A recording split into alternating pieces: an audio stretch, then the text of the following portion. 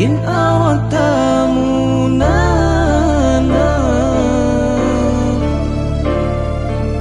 واجعله كوفا كما بقيت ببابنا فلعل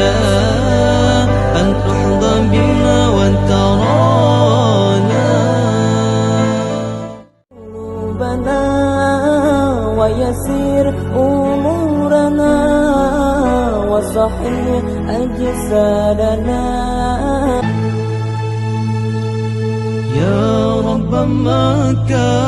يا رب مكة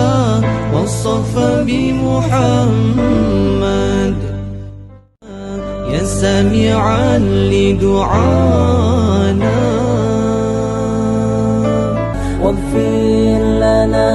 يا ربنا إلهنا